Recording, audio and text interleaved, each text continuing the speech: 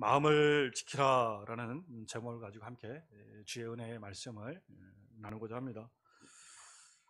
가볍기로 따지면은 깃털보다 가볍습니다. 무겁기로 따지면은 태산보다 무겁습니다. 조속지간, 분철을 다투어 변화되어집니다. 그러나 영원하기로 따지면은 절대 변함없이 끝까지 그 중심을 지킬 수 있는 것이 있습니다. 그것이 바로 인간의 마음이라는 거예요. 참 마음이라는 거예요. 요상하고도 요상하지요.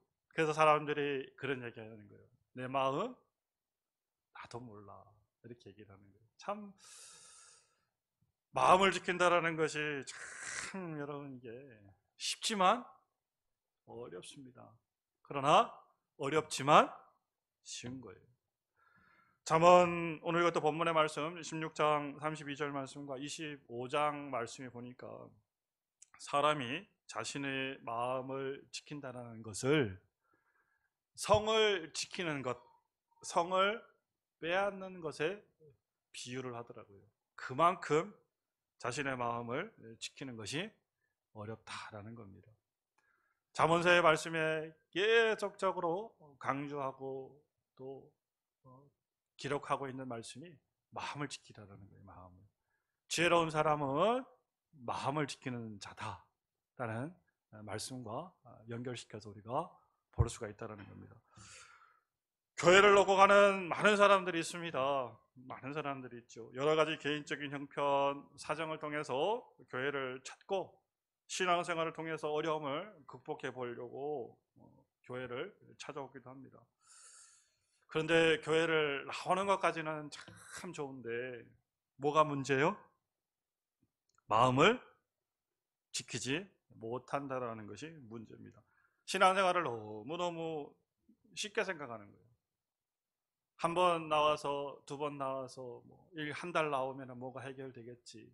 물론 하나님의 은혜가 임하면 하루 그냥 단번에 해결될 수도 있지만은 그렇지도 않은 경우들도 있다라는 거예요. 하나님께서 인내를 요구하시고 하나님께서 컵에 물이 차고 병에 물이 차기를 기다리는 그때가 있다라는 겁니다. 그러니까 사람들이 너무너무도 쉽게 포기를 해버립니다. 담념해버려요. 세상으로 돌아가 버립니다. 내용을 보니까 그런 거예요. 왜 교회를 안 나오십니까? 왜 그렇게 시험에 들었습니까? 이유도 가지각색입니다. 섭섭해서 그렇다는 사람들, 또 기분이 나빠서 그렇다는 사람들, 또 화가 나서 그렇다는 사람들, 또 인간관계가 엉클어져서 그렇다는 사람들, 각자의 핑계를 대면서 교회를 떠나버립니다. 애시당초 처음에 교회를 올 때의 목적은 뭐예요? 자기가 가지고 있는 문제 해결, 하나님을 통해서 또 해결하고자 하는 그 목적들, 또 신앙을 가지고 주님 앞에 나가고자 하는 그 목적들은 온데간데 없어요. 마음에 뭐가 있으니까, 그냥 섭섭함이 있으니까, 마음에 그냥 기분 나쁜 일들이 있으니까 그냥 새가 그냥 마치 나뭇가지에 건박 앉아있다 날아가는 것처럼 호로로 날아, 참새 여러분 보셨죠? 참새가 호로로 왔다가 앉았다가 호로로 날아가듯이 그냥 그렇게 날아가 버립니다. 지난주에 말씀드렸던 대로 뿌리를 내릴 수 있는 시간을 줘야 될 거 아니에요. 뿌리를 내릴 수 있는. 뿌리를 내려야 무엇을 맺는다? 열매를 맺는데, 아니 뿌리 내릴 수 있는 시간은 주셔야지. 시간을. 뿌리 내릴 수 있는 시간도 안 주시고 그냥 자기 생각대로 자기 힘대로 얘기를 하는 거야. 교회 나와봐도 소용이 없다. 기도해봐도 소용이 없다. 말씀 봐도 소용이 없다. 그렇게 어떻게 쉽게 이야기하십니까? 교회를 다녀본들, 그러면 제가 반문을 하는 거예요. 다녀본들 얼마나 하나님에 나와서 열심으로 신앙생활을 했으며, 우리 성도님이 하나님 앞에 기도를 해본들 얼마나 주님 앞에 나와서 간절한 마음으로 기도를 했으며 하나님의 말씀을 보았던들 얼마나 하나님의 말씀을 보았습니까? 라고 반문을 하는 거예요. 뿌리를 내려야죠. 뿌리를. 제가 일전에 한번 말씀드렸죠. 나무가 애목을 산에다 옮겨 놓으면은 산에 저기 있는 나무도 있잖아요. 뿌리 내리는데 몇 년 걸린다고. 기본으로 3년이 걸린대요. 3년이.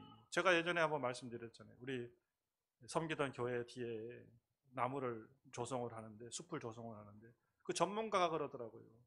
이거 뿌리 내리는데 3년 걸려요. 3년. 그때부터는 쑥쑥 커요. 그러더라고. 그때부터는 뿌리 내리면 쑥쑥 큰대요. 아니, 나무도 뿌리를 내리는데 3년 걸리는데 와가지고 어떻게 그냥 금방 그냥 뭐를 결과를 보려고. 여기 우리 계신 성도님들, 그쵸? 우리 여기 계신 성도님들 다르잖아. 믿음을 따져봐요. 우리 장로님 같은 경우에는 평생 신앙생활 하신 거예요. 평생. 장로님 정도 되시려면 평생. 권사님도 마찬가지요. 그죠? 집사님 되시려면 기본 10년 이상은 신앙생활 하신 거예요. 그래도 흔들림 없이 신앙생활 해가지고 집사로, 권사로, 장로로 신앙생활 해가는데 그냥 와가지고 그 마음을 지키지 못하고 그냥 후루룩 가버리는, 섭섭해서 그렇다는 거예요. 기분 나빠서 그렇다. 뭐가 그렇게 기분 나쁜 게 많고 뭐가 그렇게 섭섭한 게 많습니까? 마음을 지켜야 되는 거예요. 할렐루야. 마음을 지켜야 무엇을 맺을 수 있다? 열매 맺을 수 있다. 열매. 우리 오시는 분들한테 그렇게 제가 말씀, 최소한 1년 신앙생활 하십시오. 1년 신앙생활하고 그때 다시 이야기합시다. 1년이 그렇게 천년처럼 느껴지나 봐. 안 되는 거예요. 안 되는 거예요. 안 되는 거예요. 마음을 지켜야 되는 거예요. 할렐루야. 우리 여기 계신 정은교회 성도님들은 다 마음을 지키시기 바랍니다. 뭐 우리 성도님들은 말할 것도 없어. 우리 성도님들 다 잘하시고 다 훌륭하신 분들이니까. 그러나 다시 한번 이 시간에 마음으로 결심하시기 바라요.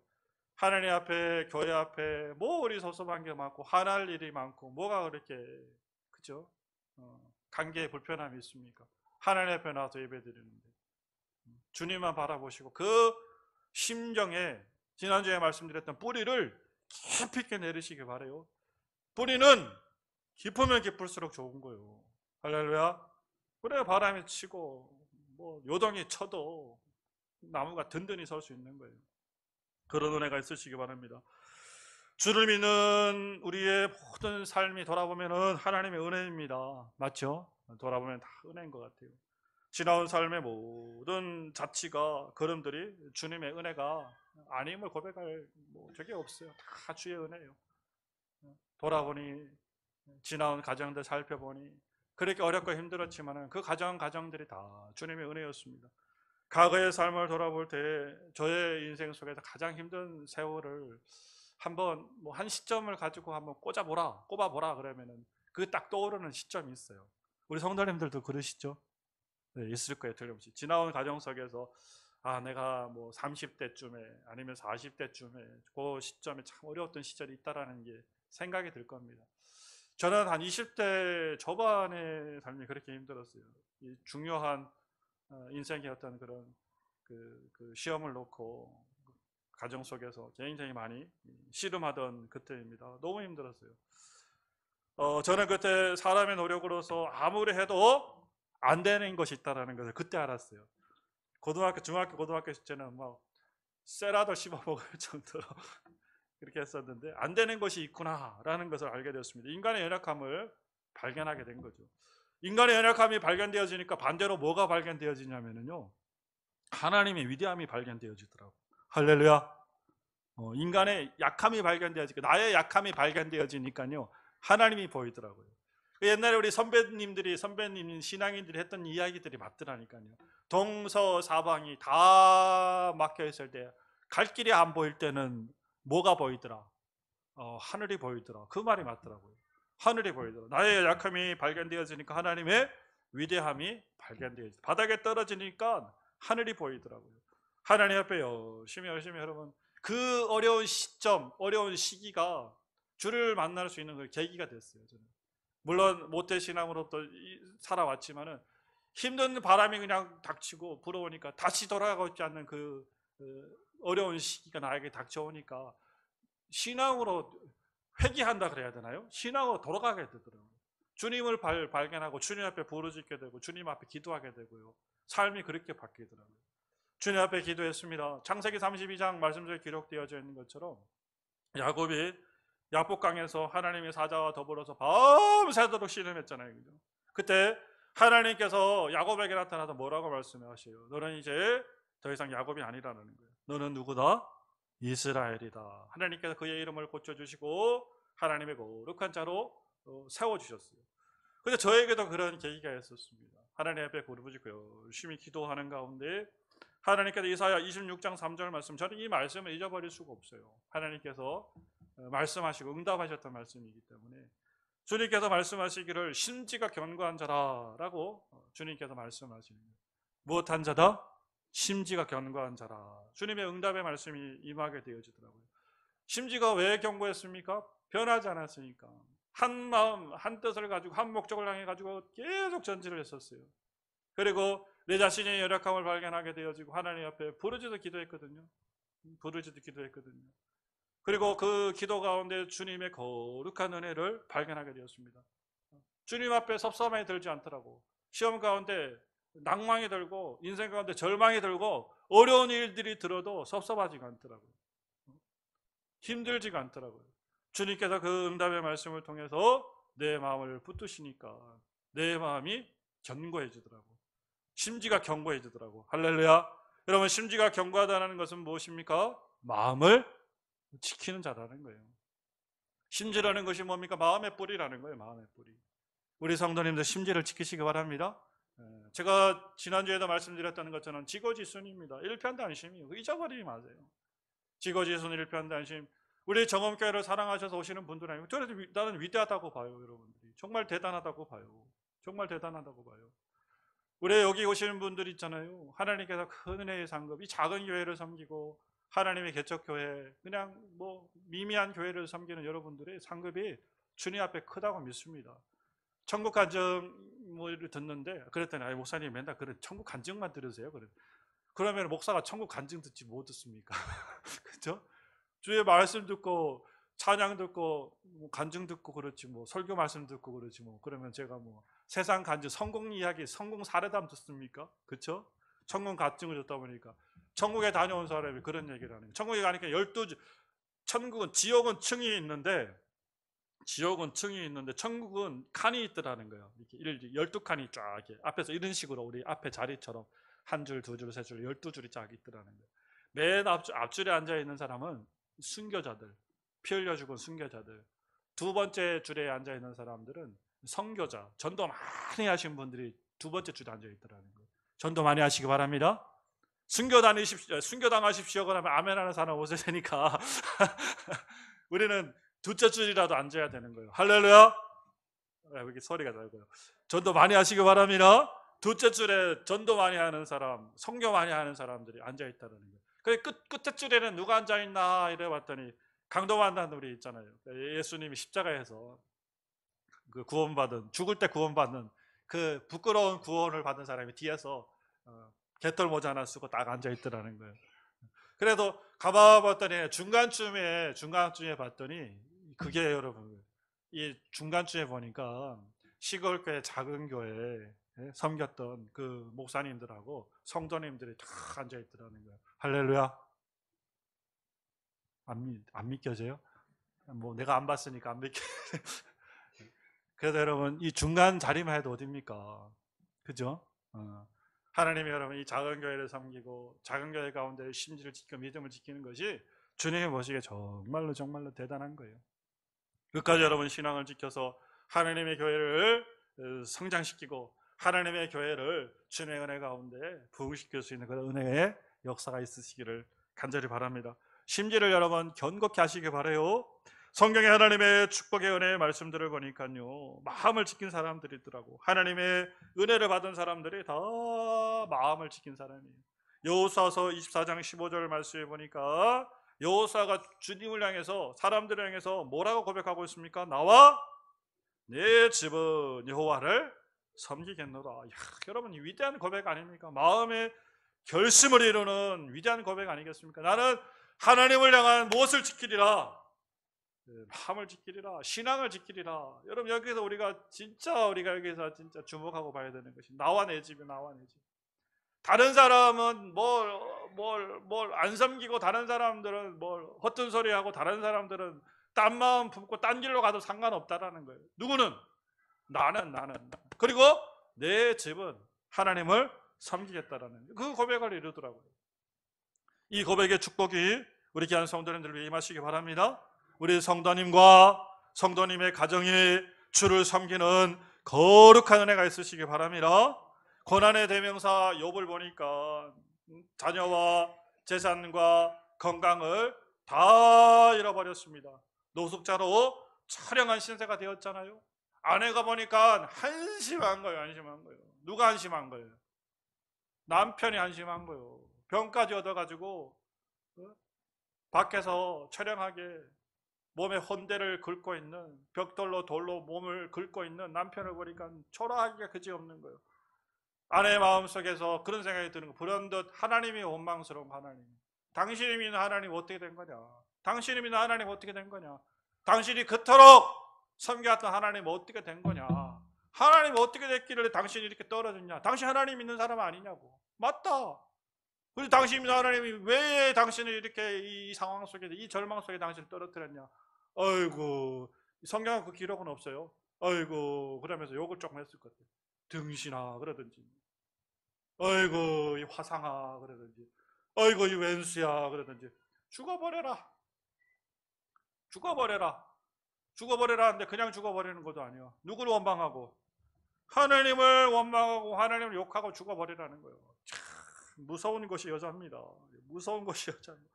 하나님을 욕하고 죽으라는 거예요. 하나님을 욕하고, 하나님을 욕하고. 그랬더니 욥이 위대한 고백을 하잖아요. 하나님께로 내가 무엇도 받았으니, 복도 받았으니 화도 받지 않겠냐. 여러분 위대하지 않아요? 위대하지 않아요? 주신 이도 누구시고? 하나님이시니. 지하신 이도 하나님이요. 하나님이 절대 주권자이니 하나님이 복도 주실 것이고 화도 주실 것이고 주시기도 하시고 걷어가시기도 하실 거 아니냐. 그러면서 그 하나님을 뭐 하는 거예요? 욕하지 않아요. 그 하나님의 이름을 높여드립니다. 마음을 지키는 거예요. 여러분 이 위대한 고백이 진짜 우리의 고백이 되어야 될 줄 믿습니다. 나의 고백이 되어야 될 줄 믿습니다. 주님께서 복도 주시고 화도 주시고, 그죠? 모든 것이 주님의 은혜 가운데 선악간에 여러분 아름다운 결과 열매를 이루시는 거예요. 눈앞에 당장 보여지는 복이라, 눈앞에 당장 보여지는 화라, 그래서 우리가 기뻐하고 막 우울해할 것이 아니라 우리의 평생의 삶 가운데, 이거 여러분 욥의 고백처럼 주신 이도 취하시는 이도 우리 하나님이시니 내가 그 하나님의 이름을 높이 올립니다. 이렇게 고백할 수 있는 신앙, 저와 우리 정엄교회 믿음의 백성들이 되었으면 좋겠습니다. 여러분 욥의 그 마음의 고백이 우리 것이 될 수 있는 은혜가 있으시길 바라요. 다윗이 여러분 시편 57편에 보세요. 하나님이여 내 마음이 확정되고 내 마음이 확정되었으니 내가 노래하고 내가 찬송하리이다. 이야, 다윗의 마음이 확정되었다라는 거예요. 확정되었다라는 것, 하나님을 향해서 내 마음이 뭐였다라는 것, 정해졌다라는 거예요. 주님을 향해서 내 마음을 정하였습니다 라고 고백하는 거예요. 근데 여러분 시편 57편이 어떤 시편인지 아십니까? 그 배경이 다윗의 인생에서 여러분 정말 치욕스럽고 곤욕스러운 인생의 그런 시기가 여러 번 있지만은, 감옥 속에, 동굴 속에 다윗이 그 사울의 추격을 피해 가지고 도망 들어간 것이 두 번 있어요. 그게 바로 시편 142편에 기록되어져 있는 아둘람 굴에 숨어 들어갔던 기억이 한 번 기록되어져 있고요. 또 한 번의 기록이 시편 57편이요. 다윗의 그 추격을 통해서 엔게디 동굴 속에 이 다윗이 몸을 숨기고 있었다니까요. 도망자예요, 도망자. 도망자가 뭘 하나님을 향해 마음이 확정되고 마음이 확정되어요. 그렇죠? 하나님을 향해서 무슨 찬양을 올려드리고 하나님을 향해서 무슨 뭐를 합니까? 도망자 신세, 비루한 인생, 도망자 신세. 지금이라도 잡히면은 모가지가 떨어지는 거예요. 모가지가. 도망자의 신세 여러분 얼마나 찬양하겠습니까? 그죠? 얼마나 불안하겠어요. 군대가 쫓아서 오니까, 특공대를 조직해서 다윗을 쫓아갔으니까 어느 순간에 언제라도 다윗이 잡힐 수 있는 환경이라니까요. 다윗의 마음이 편했겠습니까? 편하지 않아요. 근데 뭘 확정되고 확정되어요. 그러나 다윗은 여러분 위대한 신앙의 고백을 이룹니다. 하나님을 향해서 그 마음을 지켰다라는, 그 마음을 정하였다라는 거예요. 이 정도 돼야 여러분 이스라엘을 초대 왕국을 이룰 수 있는 통일 왕국을 이룰 수 있는 왕이 되지 않겠습니까? 할렐루야. 다윗과 같은 확정이 있으시길 바라요. 하나님을 향해서 정한 마음이 있으시기 바랍니다. 주님을 향한 여러분 움직여야 하는 그 심지가 견고한 믿음의 역사가 있으시길 바랍니다. 요한복음 6장 66절 이하에 보니까요, 하나님을 알지 못하는 영적인 말씀을 사람들에게 베푸니까 살과 피를 먹고 마시라는 이야기를 듣고 사람들이 말도 안 되는 소리다, 뭔 소리를 하냐, 주님께서 그걸 비유를 들어요. 자기가 이제 돌아가시고 나서, 돌아가시기 전에 그거를 기념하기 위해서 살과 피에 대한 말씀을 하니까 거기에 모였던 사람이 내 살을 먹고 내 피를 마시라고 그러니, 저게 지금 사람들이 모여있던 사람들이 저게 지금 뭔 소리냐, 지금 제정신의 소리냐, 정신이 제대로 박힌 사람이서 이상해진 거 아니냐, 사람들이 다 떠나가기 시작하는 거예요. 그때 주님께서 제자들 향해서 얘기하는 거예요. 너희도 가려냐? 너희도 저들처럼 떠나갈 거냐? 라고 물었더니 베드로가 얘기하는 거예요. 뭐라고? 영생의 말씀이 주께 있사오니 우리는 가지 않겠습니다. 우리가 어디로 가오리까? 영생의 말씀이 있사오니, 영생의 말씀이 여기 있사오니 우리가 어디로 가오리까? 여기라는 건 어디에 있다라는 거예요. 주님께 있사오니, 주님께 있사오니 어디로 가오리까? 라고 고백을 하는 거예요. 할렐루야. 여러분, 주님이 우리의 길과 진리와 생명과 소망인데 우리가 어디로 가오리까? 교회를 떠나서 세상을 가오리까? 하나님을 떠나서 이 새 속에 그 구덩이로 들어가오리까? 어디로 가오리까? 주님 앞으로 가야죠. 주님 앞으로. 할렐루야. 베드로의 그 고백과 다짐이, 여러분 우리의 고백과 다짐이 될 수 있는 은혜가 있으시기 바랍니다. 마음을 지키시라는 거예요. 마음을 지키라는 거예요. 어떤 어려움이 불어닥치고 어떠한 힘겨운 일들이 우리의 삶 가운데 다가와도 우리가 어떡하리라? 마음을 지키리라. 할렐루야. 비바람이 앞길을 막아도 나는 가리라. 눈보라고 내 앞길을 가려도 나는 어떻게 하리라? 주의 길을 가리라. 이 결심과 결단이 우리의 고백이 될 수 있는 은혜가 있으시기 바랍니다. 아멘. 따라해 봅시다. 마음을 지키자. 굳세게 지키자. 아멘. 꼭 지키셔야 됩니다. 마음을 지키셔야 됩니다. 여러분, 마태복음 13장 우리가 너무 잘 알고 있는 네 가지 밭에 대한 비유의 말씀을 기록하고 있습니다. 네 가지 밭은 우리의 마음밭입니다. 마음밭. 이 밭은 우리의 마음밭이에요. 하나님의 말씀이 우리의 마음밭에 떨어질 때 어떻게 반응하느냐, 마음의 밭이 어떻게 반응하느냐를 기록하고 있는 것이에요. 여러분, 딱딱한 길가의 밭은 굳어져 있는 불신과 부정의 마음입니다. 얕은 돌짝밭은 불평과 불만이 가득한 밭입니다.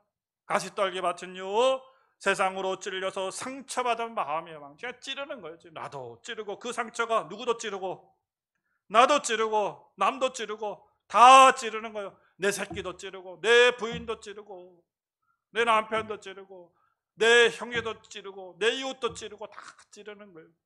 그러나 여러분, 좋은 밭은 주님이 주시는 마음의 밭인 거예요. 마음을 지킬 수 있는 은혜가 있으시기 바랍니다. 마음을 지킨다라는 것은 딱딱해져 있는, 이 굳어져 있는 부정의 마음을 믿음의 마음으로 바꾸는 거예요. 부정을 바꾸시기 바라요. 불신을 바꾸시기 바라요. 믿음으로 감사로 바꾸시기 바랍니다.